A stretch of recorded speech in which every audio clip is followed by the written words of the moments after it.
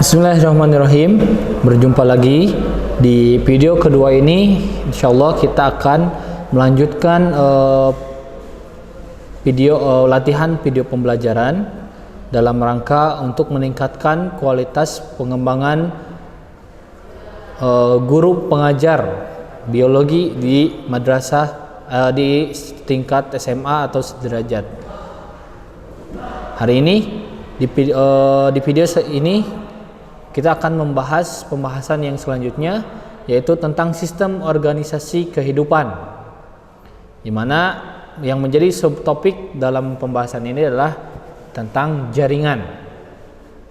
Adapun kompetensi inti pada pertemuan kali ini adalah menghargai dan menghayati ajaran agama Islam serta menerapkannya dalam kehidupan sehari-hari. Kemudian menghargai dan menghayati perilaku jujur, disiplin, tanggung jawab, peduli, santun, percaya diri dalam berinteraksi baik secara efektif dengan lingkungan sosial dan alam dalam jangkauan pergaulan dan keberadaannya. Yang ketiga, memahami pengetahuan berdasarkan rasa ingin tahunya tentang ilmu pengetahuan, teknologi, seni budaya, dan sebagainya.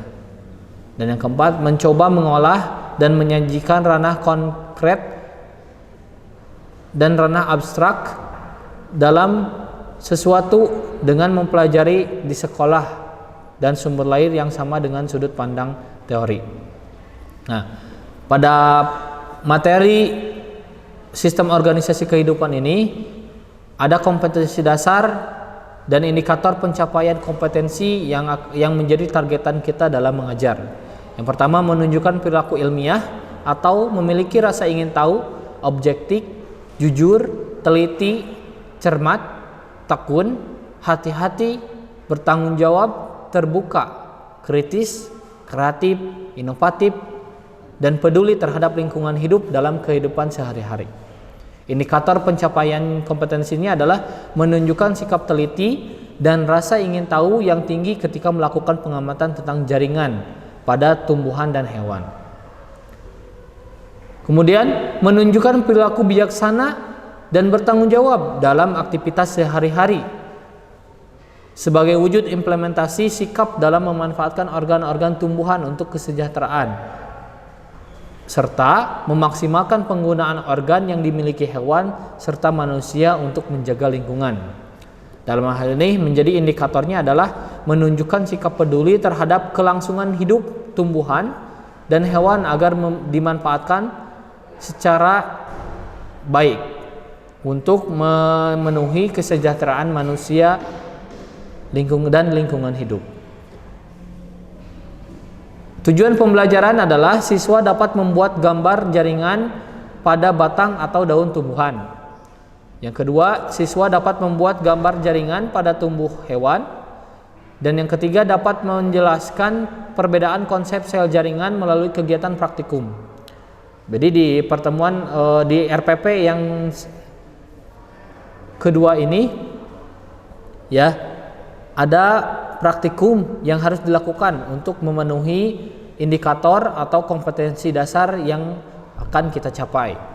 Adapun sebelum melakukan praktikum kita akan membahas materi yang menjadi landasan dasar untuk diadakannya praktikum tersebut, yaitu materi tentang jaringan. Apa yang dimaksud jaringan?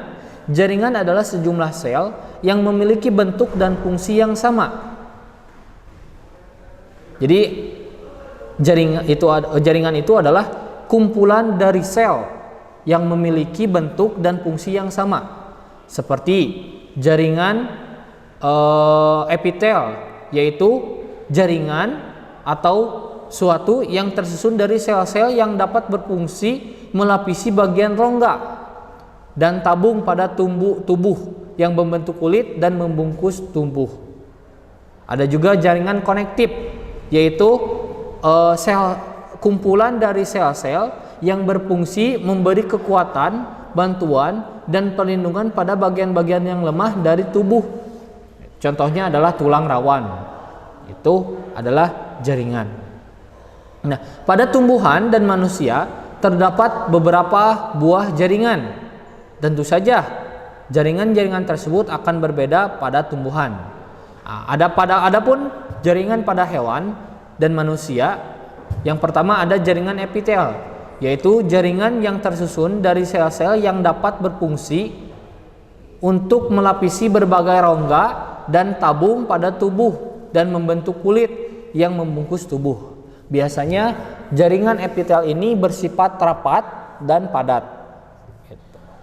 Yang kedua, ada jaringan konektif, yaitu jaringan yang berfungsi sebagai penghubung atau member kekuatan, bantuan, dan perlindungan pada bagian-bagian lemah dari tubuhnya. Contoh, tulang rawan dan sebagainya.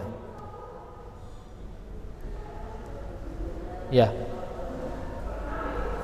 Kemudian ada juga jaringan otot. Jaringan otot ini terdiri dari 3 jaringan. Terdiri dari 3 macam. Ada otot polos, otot rangka, dan otot jantung. Otot polos adalah otot yang melapisi dinding yang berongga pada tubuh yang berfungsi untuk melindungi tubuh tersebut. Contoh pada usus dan pembuluh darah. Ada juga otot rangka, yaitu yang terdiri dari serat-serat panjang yang konsentrasinya menimbulkan gerak pindah dan juga terjadinya macam-macam gerak tubuh yang lain. Dan yang terakhir ada otot jantung, yaitu merupakan otot yang menjadi penyusun dari jantung, sehingga jantung berfungsi sebagai pemompa darah, yang mana dalam proses pemompaan tersebut tentunya membutuhkan otot sebagai penggerak jantung tersebut. Dan yang terakhir, jaringan pada hewan atau tumbuhan atau manusia adalah jaringan saraf yang berfungsi mengantarkan impuls saraf elektrokimia. Nah, sudah dijelaskan bahwasannya jaringan pada hewan atau manusia itu berbeda dengan jaringan pada tumbuhan, sedangkan hewan dan manusia sendiri memiliki kesamaan dalam jaringan. Sedangkan dengan tumbuhan jelas-jelas berbeda. Perbedaan yang lain antara lain adalah yang pertama, adanya jaringan meristem atau jaringan yang sel-sel aktif mengalami pembelahan. Contohnya pada akar dan pada batang. Sehingga ini yang bisa membuat pohon bisa tumbuh dan akarnya bisa semakin berkembang. Sedangkan pada manusia atau hewan tidak memiliki jaringan meristem, sehingga tangan tidak akan bisa bercabang. Kenapa? Karena tidak adanya sel meristem. Yang kedua, ada jaringan permanen yang terdiri dari 4 macam jaringan, yaitu yang pertama jaringan epidermis, jaringan parenkim, jaringan pengangkut, dan jaringan gabus. Nah, sisanya dalam RPP ini ada praktikum yang akan kita lakukan ketika pembelajaran PKM secara langsung tatap muka. Itu mungkin video kita kali ini, mudah-mudahan bermanfaat. Assalamualaikum warahmatullahi wabarakatuh.